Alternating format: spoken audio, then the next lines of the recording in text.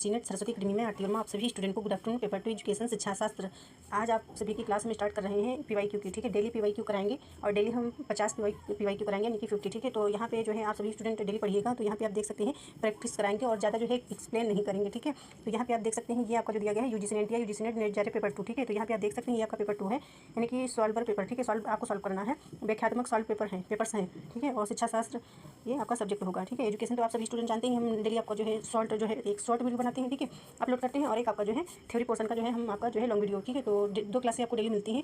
तो यहाँ पे हम आज तीसरी क्लास आपकी होगी पीवाईक्यू की। ठीक है, 3 क्लास आपकी डेली चलेंगी। टाइमिंग हमारा जो है ठीक से नहीं है। ठीक है, तो टाइमिंग आपका 5 से 6 के बीच में है पीएम के। ठीक है, यानी कि यहाँ से देख सकते हैं, लिख करके बताएं, यहाँ पे समझ में आएगा। जैसे कि आप सभी जानते हैं कि 5 PM पर, ठीक है, 5 PM पर जो है हम क्लास करते हैं, मतलब शॉर्ट वीडियो आपकी डालते हैं और यानी अपलोड करते हैं, और या फिर 6 के बीच में, 6 PM के बीच में। और जो है लॉन्ग वीडियो जो थ्योरी क्लासेस की होती है उसका कोई टाइम फिक्स नहीं है, यानी कि है 5 PM पे ही है, 5 बजे से ही, पर जो है टाइम पे क्लास हम नहीं कर पाते हैं। ठीक है, तो इसके लिए सॉरी। और जो ये पीवाईक्यू की क्लास होगी इसको भी टाइमिंग तो हमने 5 ही रखा है, यानी कि 5 बजे से ही रखा है, पर सोचते हैं देखो कब मतलब अपलोड हो पाती है, तो उसके लिए भी, इसके लिए भी सॉरी। और समथिंग ये जो पीवाईक्यू की क्लास होगी ये समथिंग हम 10 बजे जो है मतलब अपलोड करेंगे आपकी। तो 10 बजे यानी कि 10 PM पे हम जो है अपलोड करेंगे, और इसी टाइम में शायद हो सकता है थ्योरी की क्लास ही करूँ मैं, यानी कि 10 PM पे। ठीक है, यानी कि शाम को। तो इसमें आपकी थ्योरी क्लास होगी और जो है पीवाईक्यू की होगी, 2 क्लासेस होंगी। ठीक है, तो स्टार्ट करती हूँ। यहाँ पे देखिए, यहाँ पे दिया गया है कि इस प्रश्न में 50 प्रश्न है। ठीक है, यानी कि 50 प्रश्न कोशिश करेंगे कि आज हो जाए। और तो आप यहाँ पे देखेंगे कि जो है प्रश्न, ये आपका पहला प्रश्न है, ललित कलाओं तथा सौंदर्य शास्त्र को पाठ्यक्रम में उच्च वरीयता देने की बात कौन कहता है। कहने का मतलब है ललित कलाओं सौंदर्य शास्त्र को पाठ्यक्रम में उच्च वरीयता देने की बात कौन कहता है। तो इसमें आपका सी विकल्प आपका सही हो जाएगा, आदर्शवाद। अगला प्रश्न आपका है दूसरा, शैक्षिक दर्शन के कार्यों की पहचान करें। शैक्षिक दर्शन के कार्यों की पहचान करना है आपको। तो इसमें आपका आंसर कौन सा सही होगा, आप सभी स्टूडेंट जानते हैं।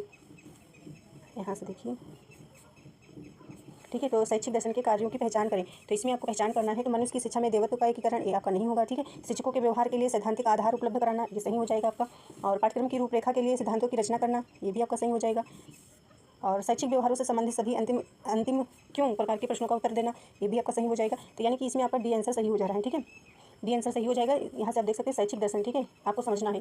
ठीक है, तो इस प्रकार से होगा और ज़्यादा एक्सप्लेन नहीं करेंगे। ठीक है, और आपको प्रैक्टिस करना है। ठीक है, तो यहाँ पे आप देख सकते हैं ये प्रश्न प्रयोजनवाद की प्रकृति कारणवादी है। तो इसमें आपका बी विकल्प सही हो जाएगा। छात्रों के अधिगम के समर्थन के लिए यह प्रचुर मात्रा में शिक्षण सहायक सामग्रियों के उपयोग पर बल देता है। आपका जो है बी विकल्प आपका सही हो जा रहा है इसमें। इसके बाद आपको देखना है संवैधानिक मूल्यों के रूप में समाजवाद का निहितार्थ के लिए शिक्षा है। इसमें आपका बी विकल्प सही हो जाएगा, सामाजिक समानता। सामाजिक साम्य नहीं होगा। ठीक है, ना ही आपका जो है सामाजिक पुनर्निर्माण होगा, ना ही आपका जो है सामाजिक गतिशीलता होगा। बी विकल्प आपका सही होगा, सामाजिक समानता। इसके बाद आपका अगला प्रश्न आता है, प्रकृतिवाद में विश्वास रखने वाला शिक्षक क्या नहीं करेगा। यानी कि प्रकृतिवाद में विश्वास रखने वाला शिक्षक क्या नहीं करेगा, यहाँ से देखना है आपको। तो अपने छात्रों को उन्मुक्त क्रियाकलापों की अनुमति देना, या फिर उच्चतर मूल्यों को विकसित करने की हिदायत देना, ये आपका हो जाएगा, बी विकल्प आपका सही है। यानी कि ये नहीं करेगा, उच्चतर मूल्यों को विकसित करने की हिदायत देना। और ये आपका ज्ञानेंद्रियों को विकसित करने वाले अनुभवों के प्रति उद्भासित करना है। ठीक है, तो इसमें आपका बी विकल्प आपका सही हो जाएगा।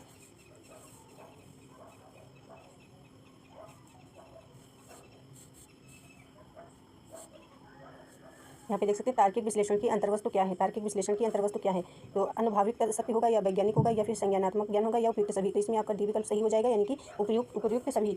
और इसके बाद आपको देखना है ये आपका 7 नंबर का प्रश्न, मैं शरीर मन तथा बुद्धि का प्रतिरूप नहीं हूँ। यानी कि मैं शरीर मन तथा बुद्धि का प्रतिरूप नहीं हूँ। सबसे पहली बात तो ये है कि आपको प्रश्न अच्छे से पढ़ना है। ठीक है, जब आप प्रश्न 2 बार पढ़िएगा, एक बार में नहीं समझ में आए तो 2 बार पढ़िएगा, 3 बार पढ़िएगा, पर आपको समय ज़्यादा नहीं देना है, क्योंकि टाइम आपका फिक्स होगा। ठीक है, तो इसी प्रकार से यहाँ पर आपको प्रश्न हल करने हैं, इसी प्रकार से आपको एग्जाम में बैठ के हल करने होंगे, उसी भी मोड में होगा, मतलब कंप्यूटर बेस्ड होगा। ठीक है, भारतीय दर्शन की किस विचारधारा में यह कहा गया है कि मैं शरीर मन तथा बुद्धि का प्रतिरूप नहीं हूँ। तो इसमें आपका सी विकल्प आपका सही हो जाएगा। जैन नहीं है आपका। ठीक है, बौद्ध दर्शन नहीं है और इस्लाम दर्शन नहीं है। तो ये जो जैन दर्शन से आपका एक सवाल आता है, यानी कि प्रश्न मतलब विकल्प में आता है कि इसके जो है त्रिरत्न कौन से होते हैं, और एक बौद्ध दर्शन का आता है जिसमें पूछा जाता है इसके त्रिपिटक क्या होते हैं। तो त्रिपिटक जैसे कि होता है, विनय पिटक होता है, सुट पिटक होता है, धम्म पिटक होता है, इस प्रकार से प्रश्न आता है। मतलब तो आपको मिलान करने में आ जाता है। ठीक है, या फिर जो है 4 विकल्प, जैसे 3 विकल्प या 4 विकल्प दिए होते हैं, जिसमें से आपको बताना होता है कि ये बौद्ध दर्शन से कौन से हैं। ठीक है, पिटक, इस प्रकार से। और ये 8 नंबर का प्रश्न है, विवेकानंद के अनुसार निम्नलिखित में से कौन शिक्षा का लक्ष्य नहीं है। कहने का मतलब है विवेकानंद के अनुसार शिक्षा का लक्ष्य नहीं है अंतर्जात पूर्णता को उद्भासित करना, या जो है ये हो जाएगा आध्यात्मिकता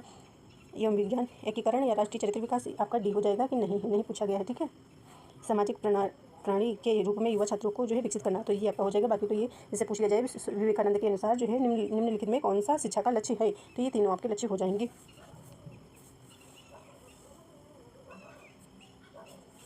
और यहाँ पे देखेंगे 9 नंबर का प्रश्न है।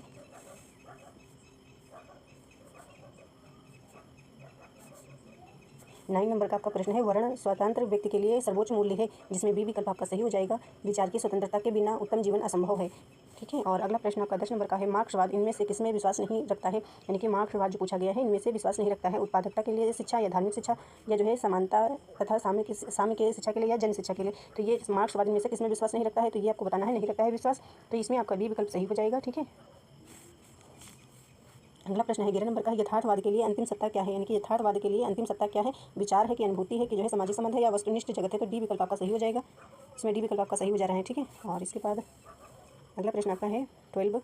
तो यहाँ पे आप देख सकते हैं कि आपका 12 नंबर का प्रश्न है। 12 नंबर का प्रश्न है जैन दर्शन है, कि ये जो जैन दर्शन है तो ये आपका जो है मिलान करने का प्रश्न है, यानी कि सुमेलित करने का। तो यहाँ पे देख सकते हैं जैन दर्शन को आप मिलान करिएगा जो है अनुमानिक ज्ञान से, और बौद्ध दर्शन जो है कार्य कारण का सिद्धांत, इस्लाम दर्शन जो है व्यक्तिगत व्याख्या की अपर्याप्तता। ठीक है। और सांख्य दर्शन को मिलान करिएगा आप जो है ज्ञान की अनिर्धारितता। इसको पढ़ लीजिएगा, जिसमें आपका डी विकल्प सही हो जाएगा। ठीक है। और आप सभी स्टूडेंट को ये बता दें कि आपको ये प्रैक्टिस के तौर पे आपको डेली जो है 50 से 100 प्रश्न मैं करवाऊंगी। ठीक है। तो 100 नहीं हो पाएंगे तो 50 हम डेली अवश्य ही करवाएंगे। और बाकी आपको खुद से अपने जो है करना है PYQ, कहीं टीचर से, किसी अदर टीचर से या कहीं से भी, या आपके पास जो है अनसॉल्व पेपर है तो उसको आप रिवीजन करिए, बार बार पढ़िए। ठीक है। और ये 13 नंबर का है, निम्न विशाखाओं में से कौन सा मानवीय व्यवहार के नैतिक पतन से संबंधित है। तो नैतिक पतन से संबंधित है मानव विद्या या नीति शास्त्र या जो है शिक्षा या दर्शन शास्त्र या समाज शास्त्र, जिसमें बी विकल्प आपका सही हो जाएगा, नीति शास्त्र। नीति शास्त्र को जो है आचार्य शास्त्र भी बोलते हैं। अगला प्रश्न है 14 नंबर का प्रश्न है, सामाजिक उत्क्रांति में आधुनिक समाज के समकालीन सोपान को निम्नलिखित में से कौन सा उपयुक्त रूप से निरूपित करता है। तो इसमें कौन सा आपका सी विकल्प सही हो जा रहा है, प्रत्यक्षवादी, औद्योगिकी, पदार्थवादी सोपान हो जाएगा। अगला प्रश्न है, महिलाओं का किस तरह का सशक्तिकरण ज़्यादा टिकाऊ होगा, यानी कि ज़्यादा टिकाऊ होगा महिलाओं का। तो यहाँ पे बात करा गया है कि जो है शिक्षा द्वारा महिलाओं का सशक्तिकरण होगा, या फिर व्यक्तित्व विकास के द्वारा महिलाओं का जो है सशक्तिकरण होगा, या कोई व्यवसाय के प्रावधान द्वारा महिलाओं का सशक्तिकरण होगा, या फिर सरकारी व निजी क्षेत्रों में अध्यक्षीय स्थान पर नियुक्त करके महिलाओं का सशक्तिकरण होगा। तो इसमें आपका सी विकल्प सही हो जाएगा, कोई व्यवसाय के प्रावधान द्वारा महिलाओं का सशक्तिकरण होगा, यानी कि व्यवसाय। ठीक है। यहाँ पे देख सकते हैं महिलाओं का सशक्तिकरण का सबसे टिकाऊ उपाय उनका व्यवसायिक विकास करना है, यानी कि व्यवसायिक विकास जब होगा तभी होगा। ठीक है। यानी कि सशक्तिकरण ज़्यादा टिकाऊ। यहाँ पे बताया गया कि जिससे वे आर्थिक रूप से आत्मनिर्भर हो सकें।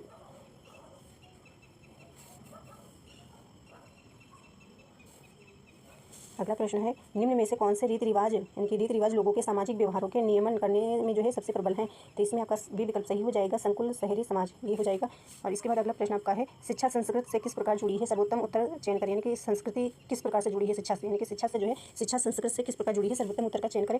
तो इसमें आपको जानना है कि शिक्षा पुरानी संस्कृत की सुरक्षा बनाए रखती है, या फिर शिक्षा नई संस्कृत का सृजन करती है, शिक्षा पुरानी संस्कृत को टिकाए रखती है, या नई जो है संस्कृत का सृजन करती है, या कह सकते हैं शिक्षा व संस्कृति पारंपरिक रूप से एक दूसरे को समर्पित करते हैं। डी विकल्प आपका सही हो जाएगा इसमें। अगला प्रश्न आता है आपका, निम्न में से कौन किसी संस्था का निरूपण नहीं करता है, यानी कि निम्न में से कौन किसी संस्था का निरूपण नहीं करता है, जिसमें आपका ए विकल्प आपका सही हो जाएगा, चुनाव आयोग द्वारा राष्ट्रीय दल के रूप में अमान्य राजनीतिक दल। 19 नंबर का आपका प्रश्न है, भारतीय परिप्रेक्ष्य में शारदा अधिनियम क्यों महत्वपूर्ण है। यहाँ पर पढ़ना है आपको, भारतीय परिप्रेक्ष्य में शारदा अधिनियम क्यों महत्वपूर्ण है। इसमें जो है बी विकल्प आपका सही हो जाएगा, क्योंकि यह लड़कियों में बाल विवाह रोकता है, क्योंकि यह लड़कियों में जो है बाल विवाह रोकता है। 20 नंबर का आपका प्रश्न, निम्न में से कौन सा एक संगठन का निरूपण नहीं करता है, यानी कि संगठन का जो है निरूपण नहीं करता है, पूछा गया है। तो आपको बताना है, दिल्ली परिवहन निगम, ये लिखा निगम के चालक। ठीक है। दिल्ली परिवहन निगम के चालक, या फिर फुटबॉल मैच के दर्शक, या फिर आप कह सकते हैं दिल्ली में आए विदेशी या जेल। तो इसमें आपका पहला आपका सही हो जाएगा, कुछ जो दिया गया है दिल्ली परिवहन निगम के जो है चालक या फुटबॉल मैच के दर्शक। तो इसमें ये पूछा गया था कि जो एक संगठन, तो संगठन आप सभी को पता ही होगा कि संगठन क्या होता है। ठीक है। और निरूपण नहीं करता, तो यहाँ पे आप जान गए कि आपका जो है फर्स्ट, और ये जो है ये गलत हो जाएगा, ये नहीं है, दिल्ली में आए विदेशी ये हो जाएगा, और जेल हो जाएगा ये, मतलब फर्स्ट और जो है सेकंड आपका गलत हो जाएगा, मतलब नहीं करते हैं ये दोनों। ठीक है। मतलब सही आपके ये हो जाएंगे कि नहीं करता है, और यदि ये नहीं हटा दिया जाए तो आपके जो है ये आएंगे। इसके बाद आप देख सकते हैं यहाँ पे अगला प्रश्न आप देखिएगा, राष्ट्रीय शिक्षा प्रणाली के वह दो कौन से कार्य अति आवश्यक है, यानी कि राष्ट्रीय शिक्षा प्रणाली के वह दो कौन से अति आवश्यक है। तो इसमें आपको बताना है, ये विकल्प आपका सही हो जाएगा, परंपरा का संरक्षण व वृद्धि को बढ़ावा देना।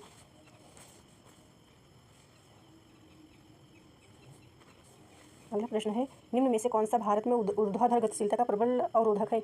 इसमें आपका सी विकल्प सही हो जाएगा, जाति विभेदीकरण।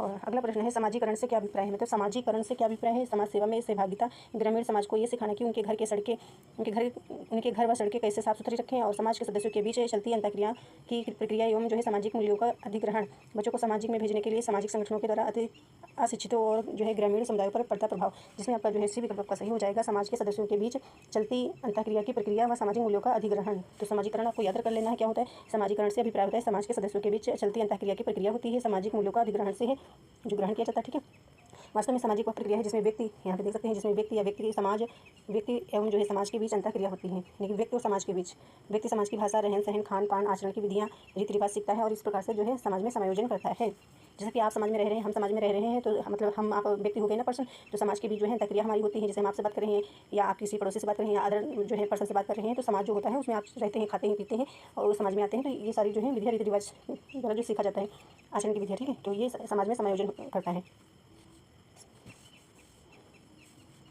इसके बाद आपको अगला प्रश्न देखना है कि अगला प्रश्न है निम्न में से कौन सा माध्यमिक स्कूल का प्राथमिक कार्य नहीं है। तो प्राथमिक कार्य नहीं है कि पूछा गया है कि माध्यमिक स्कूल का प्राथमिक कार्य नहीं है, तो यहाँ पे बी विकल्प आपका सही हो जाएगा, बच्चों को स्वावलंबी बनाना।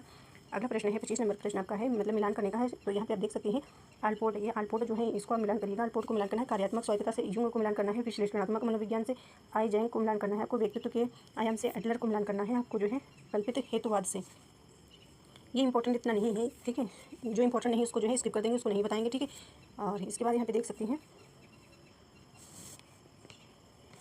जो ज़्यादा इंपॉर्टेंट है, ठीक है, वो आपको बताएंगे और आपको बताएंगे कि किस प्रकार से आपको पेपर में हल करना है। तो अभी तो आप जो है ऐसे आप प्रैक्टिस करिए, ठीक है, और पेपर से पहले 20-25 दिन पहले हम आपको बताएंगे किस प्रकार से आपको प्रश्न हल करने हैं और किस प्रकार से आएंगे। तो आएंगे प्रश्न इसी प्रकार से जिस प्रकार से हैं। तो ये थोड़े जो है इजी प्रश्न है, मतलब एक वन लाइनर आप कह सकते हैं, थोड़ा लंबे जो है प्रश्न नहीं है। एक दंपत्ति तथा जो है अति संरक्षी बालक की निम्नलिखित में कैसा होने की संभावना है। तो इसमें आपका डी विकल्प हो जाएगा, विलग। ठीक है, और अगला प्रश्न है परामर्श किस प्रकार की प्रक्रिया है। तो परामर्श यहाँ से पूछा गया है, काउंसलिंग, ठीक है, काउंसलर। तो परामर्श किस प्रकार की प्रक्रिया है, ये जो है आपके सही, इसमें सी विकल्प सही हो जाएगा, स्वनिर्देशन की और बच्चों की सहायता करना। इसके बाद आपको देखना है अगला प्रश्न, परामर्श हमने आपको पढ़ाया है, आपको सभी स्टूडेंट पढ़ लीजिएगा, याद कर लीजिएगा, यानी गाइडेंस एंड काउंसलिंग। ठीक है, मार्गदर्शन और परामर्श ने पढ़ा रखा है, गाइडेंस एंड काउंसलिंग। ठीक है, तो अगला प्रश्न है युक्तिकरण एक ऐसी अवधारणा है जिसमें व्यक्ति सत्य कारणों की बजाय वास्तविक कारणों को देने का प्रयास करता है। आपका पहला विकल्प सही हो जाएगा। अगला प्रश्न है विद्यार्थियों में समस्या समाधान योग्यता के पोषण का एक महत्वपूर्ण तरीका है। तो इसमें तरीका है, तो इसमें क्या होगा, विमर्शक, यानी पहला ही विकल्प सही होगा, विमर्शक अभिवृत्ति निर्माण को उत्प्रेरित करना। ये आपका इंपॉर्टेंट प्रश्न आपका एक है, यहाँ पे देख सकते हैं। ये कुछ प्रश्न जो है किसी टॉपिक से जो है बार बार पूछे जाते हैं, हमको पढ़ना बहुत जरूरी है। अनवा ये जो है सीमाबद्धता इस बात में है कि यह बताने में अक्षम है। तो इसमें आपका जो है डी विकल्प सही हो जाएगा। ठीक है, तो यहाँ पे कहने का मतलब है, इसको आप पढ़ लीजिएगा, का अर्थ होता है एनालिसिस ऑफ जो है वेरिएंस, यानी कि प्रसरण विचरण होता है।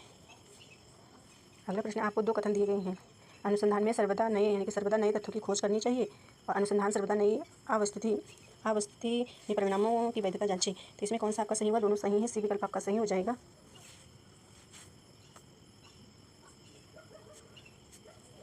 अगला प्रश्न, यदि कोई अनुसंधान करता है किसी मानकीकृत परीक्षण के प्राप्तांकों में लिंग भेद, ठीक है, लिंग भेद या निर्जाति भेद, ठीक है, लिंग भेद या निर्जाति भेद के सही सामान्यीकरण के परिणाम जानना चाहता है, तो उसके लिए किस प्रकार का प्रतिदर्श सबसे अधिक उपयुक्त प्रतिदर्श होगा, समानुपाती प्रतिदर्श होगा। ठीक है, अगला प्रश्न है कारण तुलनात्मक अनुसंधान क्यों प्रायोगिक अनुसंधान नहीं कहते हैं।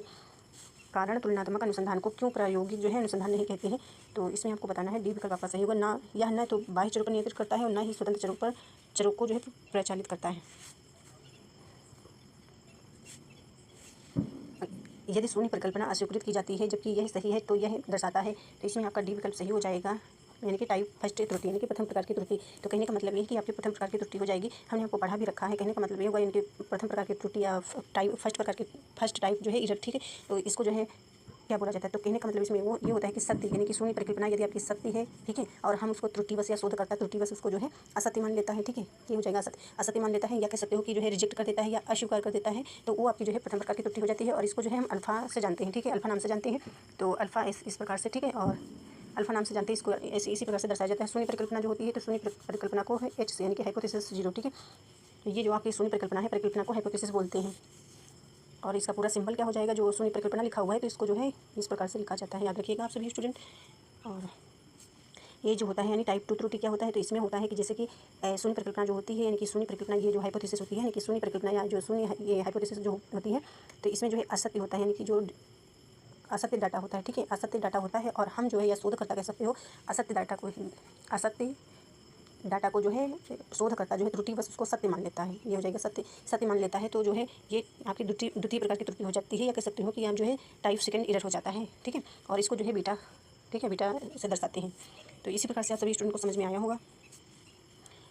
इसमें आप कहिएगा कि जो है शोधकर्ता जो है जो डाटा है, यानी कि शोधकर्ता है, तो जो डाटा होता है ये असत्य, यानी कि उसको डाटा को जो है सत्य होता है, यानी कि सत्य होता है और हम असत्य मान लेते हैं, ठीक है, मान लिया जाता है, उसको असत्य मान लिया जाता है, तो वापस सेकंड प्रकार की त्रुटि हो जाती है, या उसको ठीक है स्वीकार कर लिया जाता है। सॉरी, इसमें ये नहीं होगा असत्य को, अभी हमने जो इसके पहले मैंने आपको बताया है, ठीक है। कहने का मतलब है फर्स्ट में जो है आपका जो है डाटा जो है सत्य होता है, ठीक है, सत्य होता है तो उसको असत्य मान लिया जाता है, मतलब शोधकर्ता असत्य मान लेता है, तो यानी कि उसको रिजेक्ट कर देता है, अस्वीकार कर देता है, तो वो आपका फर्स्ट प्रकार का हो जाता है। और सेकंड में जो होता है इसमें असत्य होता है, ठीक है, डाटा असत्य होता है और उसको त्रुटिवश यानी कि शोधकर्ता सत्य मान लेता है, तो वो आपका जो है सेकंड प्रकार की हो जाता है, त्रुटि हो जाती है।